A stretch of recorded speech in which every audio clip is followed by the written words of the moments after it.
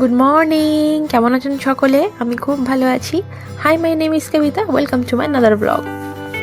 আজ সকালে তাড়াতাড়ি উঠে পড়েছি সকলে। যাব আজকে একটু কালী মন্দিরে পুজো দিতে। 7:30 মতন বাজে। উঠেই স্নান পুজো সেরে চলে এসেছি রান্নাঘরে। ভাবছি মন্দিরে যাওয়ার আগে সকালে জলখাবারটা বানিয়ে নেব, কারণ আজকে যেহেতু মঙ্গলবার, এবার মন্দিরে প্রচণ্ড ভিড় থাকে সকালে। তাই জন্য ভাবলাম যদি আসতে দেরি হয়ে যায়, আসার সাথে সাথে ওর বাবা তাড়া দেবে অফিস যাওয়ার জন্য, তাই জলখাবারটা একেবারে বানিয়ে নিয়েই বেরোবো। আমার আবার একটি অভ্যেস আছে, সেটি হচ্ছে রান্নার বই কালেক্ট করা। আমি যখনই সুযোগ পাই, যখনই কোনো বই মেলা যাই বা কোনো বুক স্টোরে যাই, তখনই টুক করে একটি রান্নার বই তুলে নিই। বাড়িতে বেশ কয়েকটা আমার রান্নার বইয়ের কালেকশান আছে, তো আমার তো বেশ ভালোই লাগে রান্নার বই দেখে রান্না করতে। এখনও সেই অভ্যাসটা আমার রয়ে গিয়েছে। তবে তার আগে চলুন 1 কাপ চায়ে চুমুক দিয়ে নেই। সকাল সকাল 1 কাপ কাজের মধ্যে সেই ফুর্তিটাই খুঁজে পাই না চা না গেলে। যাই হোক, চলুন। তো আজকে আমি যে রেসিপিটা ট্রাই করব, সেটা আমার বই দেখেই, কোনো এক বিখ্যাত মাস্টার শেফ আছেন, ওনার বই দেখেই ট্রাই করা। তবে সেটা বহু বছর আগে আমি ট্রাই করেছিলাম, আর অনেকবার বাড়িতে বানিয়েওছি, আর সেটা সবাই খুব পছন্দও করেছে। যতবার বাড়িতে বানাই ততবারই সবার খুব ভালো লাগে। তো সেটাই আজকে বানাবো। চলুন আগে চাটনিটা বানিয়ে নিই। তো তার জন্য আমি বাদাম আর চানা ডাল নিয়ে নিয়েছি, যেটাকে ছোলার ডালও বলা হয়। সেটাকে কড়াইতে একটু হালকাভাবে শুকনো কড়াইতে রোস্ট করে নিতে হবে, কোনো তেল লাগবে না। এই চাটনিটা আপনি ইডলির সাথেও ট্রাই করতে পারেন, তবে সেক্ষেত্রে এটা তেল দিয়ে ওরা ভেজে নেয়। তো আমি ড্রাই রোস্ট করেছি। ড্রাই রোস্ট করে নিয়ে এভাবে জলে 15 মিনিট মতন ভিজিয়ে রাখবো। তারপরে আমরা এই চাটনির মশলাটা রেডি করে নেব। নিয়েছি 2টো শুকনো লঙ্কা, একটু কারিয়া পাতা, একটু কালো সর্ষে, কিছু কোয়া রসুন, 3টে কাঁচা লঙ্কা আর 1 টুকরো পেঁয়াজ কেটে নিয়েছি। চলুন মিক্সিতে আগে কাঁচা লঙ্কা, পেঁয়াজ আর রসুনটাকে ভালোভাবে গ্রাইন্ড করে নিই, তারপরে এটা রেডি করব। দাঁড়ান, এটা আগে ভালোভাবে মিক্সিতে আমি পিষিয়ে নিই। তার আগে ব্রেডটা একটু সরিয়ে দিই, নাহলে ব্রেডটা ভেঙে যাবে। এই যে জলটা আমি ফেলে দেবো। 15 মিনিট মতন ভিজিয়ে রেখেছিলাম, খুব ভালোভাবে ডালটা আর বাদামটা এরকম ভিজে গেছে। তো জলটা ফেলে দিচ্ছি। জলটা ফেলে দিয়ে বাদামটা আর ডালটা এরকমভাবে দিয়ে দেবো। দিয়ে তারপরে সামান্য একটু হালকা গরম জল অ্যাড করব। তবে সেটা যে জলের মধ্যে ভিজিয়ে রেখেছিলাম সেটা নয়, একটু আলাদা ফ্রেশ জল দেবো। এই যে ফ্রেশ জল দিয়ে দিচ্ছি 1 কাপ মতন। ঢাকনাটা দিয়ে একটু মিহিভাবে পিষিয়ে নেব। দাঁড়ান,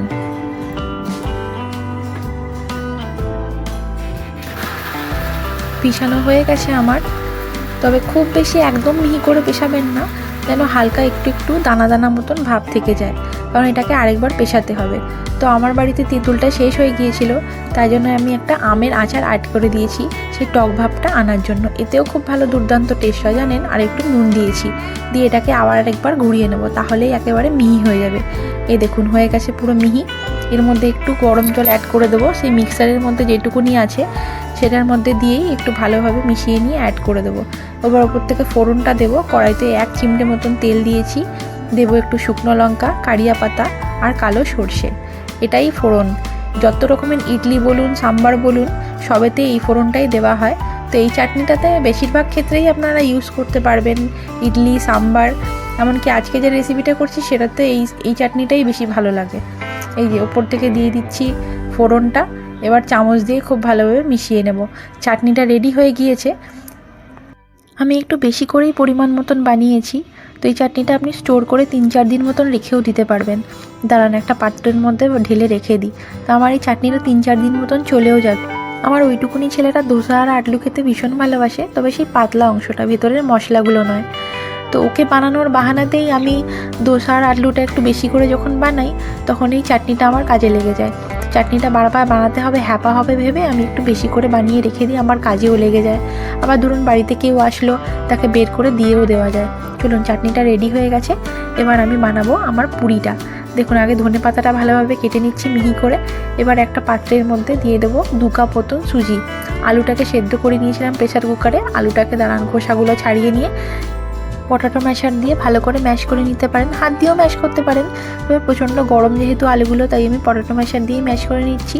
খুব তাড়াতাড়ি হয়ে যায়, দেখুন কয়েক সেকেন্ডের মধ্যে হয়ে যাবে, আর হাতে একদম গরমও লাগবে না। তো এই পটাটো ম্যাশারটা আমার অনেক কাজে লাগে। তো এটা আমি অনলাইন থেকেই কিনেছিলাম, আপনারাও কিনে দেখতে পারেন, অনেক কাজ ইজি হয়ে যায়। সুজিটার মধ্যে আলুগুলো দিয়ে দিলাম। এবার দেবো ওপর থেকে ধনে পাতা, সামান্য স্বাদ মতন দেবো নুন, তারপরে ওপর থেকে দেবো চিলি ফ্লেক্স। এই চিলি ফ্লেক্সটা ডমিনোস থেকে দেয়, দেখবেন যখনই আপনি খাবার অর্ডার করবেন তখন এই প্যাকেটগুলো দেয়। পাউচগুলো আমি রেখে দিই, আমার যেহেতু কাজে লাগে না, পরে রান্নার সময় আমার এগুলো কাজে লেগে যায়। তো সেক্ষেত্রে আজকেও লেগে গেল কাজে। তো 1 কাপ দেবো আটা, আর 1 চামচ মতন দেবো সাদা তেল। এর মধ্যে আপনি আরও কয়েকটা জিনিস অ্যাড করতে পারেন, তবে আমি আজকে আর অ্যাড করিনি, যেহেতু ছেলেকেও দেবো। আপনি এর মধ্যে একটু আজওয়াইনও অ্যাড করতে পারেন, একটু মশলাও অ্যাড করতে পারেন। একটু গরম জল দিয়ে খুব ভালোভাবে ডোটাকে রেডি করে নিচ্ছি। এই দেখুন 5 মিনিট খুব ভালোভাবে ঠেসে নেবেন। খুব পাতলাও না, খুব মোটাও না, এরকমভাবে একটু মাঝারি ধরনের, যেন হাতে হালকা হালকা লেগে যায় এমনভাবে লেচিগুলোকে এক একটা করে তৈরি করে নেবেন। আমি একটু বড় করেই করছি লেচিগুলো, এই যে রসগোল্লার মতন সাইজের করে করেছি দেখুন। এভাবে একটা একটা করে নিয়ে লেচিগুলোকে নিয়ে রেডি করে নেবেন। এটিকে আপনি আলু সুজির কচুরিও বলতে পারেন, তবে নামটা আমি ভুলে গেছি, বেশ কী যেন একটা পুরি বলে সেটাকে। সেই বইলাম বহু বছর আগে, বইটি এখন ছিঁড়েও গিয়েছে, তবে রেসিপিটা রয়ে গিয়েছে। বাড়িতে কেউ আসলেই আমি এই রেসিপিটা বানিয়ে তাকে খাওয়াই। তো চলুন, এই যে লেচিগুলো তৈরি করে নিয়েছি, 5টা মতন বেলেছি। তো আসার পরে ওর বাবাকে, যেহেতু তাড়া থাকে, অফিসে বেরিয়ে যাবে, তো ওর বাবাকে দিয়ে দেবো। 5টা মতন ভেজে নিয়েছি, আসার পরে বাকিগুলোকে ভেজে নেবো। এই দেখুন কি সুন্দর ফুলকো ফুলকো হয়ে ফুলে উঠেছে। কড়াইতে লুচি যদি একটু ফুলকোভাবে না ফুলে ওঠে তাহলে মনটা খুব খারাপ হয়ে যায় বলুন। খেতেও হয় অসম্ভব ভালো, জানেন। এটি আপনি শুধু মুখেই খেয়ে নিতে পারবেন, তবে রেসিপিটা আমি দেখেছিলাম আচারের সাথে, কিন্তু আমি এটার সাথে চাটনি দিয়ে বানাই। চাটনি দিয়েও খেতে হেভি লাগে। আপনারা বাড়িতে ট্রাই করে দেখতে পারেন, খুব সহজেই ইজি প্রসেসে হয়ে যাবে, আর যাকে বানিয়ে দেবেন সেও খুব পছন্দ করবে। আর ভাবছি আজকে একটু হালুয়া বানাবো এর সাথে। তো আমার ছেলেকে যেহেতু হালুয়াটা দেবো, তাই ভাবছি গুড় আর এরকম দুধ দিয়ে। ওর বাবা সেই খুঁজে খুঁজে কোন গ্রাম থেকে গিয়ে পাটালি গুড়টা নিয়ে এসছে, ভীষণ সুন্দর স্বাদ। ফ্রিজের মধ্যে রাখা ছিল, খুব শক্ত হয়ে গিয়েছে, তাই কড়াইতে দিয়ে একটুখানি গরম করে নিচ্ছি। সাথে সুজিটাও দিয়ে দিয়েছি, আস্তে আস্তে গলে যাবে। সাধারণত চিনির হালুয়াটাই বেশিরভাগ বানাই, তবে আজ বেশ অনেক দিন পরে এটা বানাচ্ছি। চিনি দিয়েই হালুয়া বানানো হয়, তবে গুড় আর দুধ দিয়ে একটু ট্রাই করে দেখবেন, ভীষণ ভালো হয় খেতে। এই যে দুধটা অ্যাড করে নেব, একটু কাপের মধ্যে আগে ঢেলে নিই।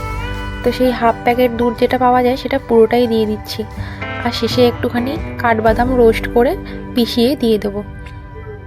যাদের ধরুন হাই সুগার বা কোলেস্টেরলের সমস্যা রয়েছে, তারা এই ধরনের হালুয়া ট্রাই করে দেখতে পারেন। চিনির বদলে গুড় দিয়ে হালুয়া খেলে ভীষণ ভালো লাগে।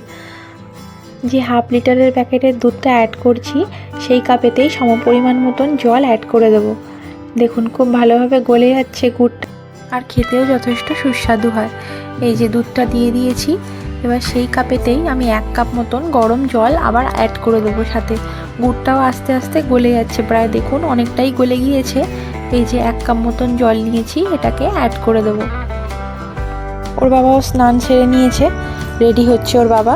ছেলেটা ঘুম থেকে উঠেছিল, আবার ঘুমিয়ে পড়েছে। ছেলেটাকে উঠিয়ে একটু স্নান করিয়ে নেব। তবে মাঝখানে 2 দিন হঠাৎ করে গরম পড়তে আরম্ভ হয়েছিল, কিন্তু আবার দেখছি এখন ঠান্ডাটা হঠাৎ করে কোথা থেকে উদয় হয়েছে। এই যে 4টে কাঠবাদাম নিয়েছি, রোস্ট করে নিয়েছি হালকা করে, দিয়ে মিক্সার গ্রাইন্ডারে পিষিয়ে ওপর থেকে দিয়ে দিচ্ছি। খুব সুন্দরভাবে দেখুন গুড়টা একেবারে মেল্ট হয়ে গিয়েছে। উপর থেকে বাদামটা দিয়ে হালকা হাতে নাড়িয়ে নিচ্ছি। গুড়টা প্রায় মেল্ট হয়ে গেছে, দেখুন খুব সুন্দর একটা গন্ধ উঠেছে। জানেন, আমি যখন স্কুলে পড়তাম তখন মা প্রায়শই দিনই আমাদেরকে এরকম হালুয়া আর রুটি বানিয়ে দিত। স্কুল থেকে আসলেই গরম গরম 2টো রুটি দিত, আর সাথে একটু হালুয়া। সে যে কী স্বাদ, সে ভোলার নয়, একেবারে স্বর্গ। তো সেই দিনগুলো মনে পড়ে যায় এখন। তবে মা তো আর কাছে নেই, মা নিজের বাড়িতে আর আমি শ্বশুর বাড়িতে। যখন খুব মন খারাপ হয় তখন মায়ের কথা খুব মনে পড়ে। তখন মনে হয় কেন যে বিয়ে করতে গেলাম, বিয়ে না করলেই বোধহয় ভালো হতো। তাহলে মায়ের কাছে সারা জীবন থাকতে পারতাম, মায়ের হাতের রান্না খেতে পারতাম, কোনোদিনও কোনো কিছুর প্রবলেম হতো না। সেটি তো আর সম্ভব নয়, এটাই বিধির বিধান। প্রত্যেকটা মেয়েকে এই সময়টার মধ্যে দিয়ে পেরিয়ে যেতে হবে। চলুন, কথা বলতে বলতে বেরিয়ে পড়েছি মন্দিরের উদ্দেশ্যে। বাড়ি থেকে খুব একটা দূরত্ব নয়, যদিও 5 মিনিটের রাস্তা। আমরা এখন যাচ্ছি মথুরাঘাটির রাস্তাটা দিয়ে। এটা পেরোলেই যাব মালঞ্চর রাস্তাটিতে, তারপরে একদম নটরাজ কালী মন্দিরে, খুব সামনেই। চারিদিকে দেখছেন কেমন কুয়াশায় আচ্ছন্ন, এখনও পর্যন্ত কুয়াশা আছে। এই পাশটাতে তো আরও বেশি কুয়াশা, খালি মাঠ তো, তাই বেশি করে বোঝা যাচ্ছে। এই দেখুন, এই সেই বিখ্যাত রাস্তা। এটা হচ্ছে সেই পারিজাতের পাশের রাস্তাটিতে। এই রাস্তাটিতে দিয়ে আমরা ছোটোবেলায় যখন যেতাম তখন খুব রোমাঞ্চকর মনে হতো। রাস্তাটিতে একজনের বেশি 2জন পাশাপাশি হেঁটে যাওয়া যায় না, এতই সংকুচিত রাস্তাটা। তো চলুন, এসে গিয়েছি আমরা মন্দিরে, এই সেই নটরাজ কালী মন্দির। তো তবে মন্দিরটি এখন ফাঁকাই আছে। মনে হয় একবার পুজো হয়ে গিয়েছে, এটা দ্বিতীয়বার চলছে। সকাল সকাল গেলে একটু ভিড় থাকে, তাই আমরা ফাঁকাই পেয়েছি। পুজো হয়ে গেছে, এবার যাচ্ছি বাড়ির পথে। ওর বাবাকে দিয়ে দিয়েছি খেতে, ওর বাবা যাবে এবার অফিসে। তোর বাবা বলল হালুয়াটা সন্ধ্যাবেলা এসে খাবে, এখন খাবে না। তো আমি বললাম তাই ভালো। ওর বাবা বেরিয়ে গেছে খেয়ে অফিসে। আমার রুমটা প্রচণ্ড নোংরা হয়ে গেছে, বেডের ওপরে এই জায়গাটা। তো ভাবছি একটু আপনাদের সাথে কথা বলতে বলতে এই জায়গাটা পরিষ্কার করে দিই। ছেলের জন্য কি কোনো কাজ করতে পারি না আমি, কারণ ছেলের সামনে থাকলে জিনিসপত্রগুলো চুরি চুরি ফেলে দেয়। তো তাই জন্য আর ছেলের সামনে থাকলে ডাস্টগুলো চোখে মুখে যাবে বলে তাই আমি ওর সামনে পরিষ্কার করলাম না। এই ব্রাউন রঙের কাঠের ওপরে ধুলো পড়লে যেন আরও বেশি বাজে লাগে দেখতে। দুদিন ছাড়া ছাড়াই পরিষ্কার করতে হয়, দুদিন ছাড়া ছাড়াই ধুলো পড়ে যায়। তো গল্প করতে করতে চলুন কাজগুলো সেরে নিই। সেদিনকার ছেলের জন্য যে টিস্যুটা অর্ডার করেছিলাম আর একটা পার্সেল অর্ডার করেছিলাম, সেগুলোও আনবক্সিং হয়ে যাবে কথা বলতে বলতে। টিস্যুটি অর্ডার করেছিলাম, তবে 2 বাক্স খোলা হয়েছে, আরও 2 বাক্স বাকি আছে।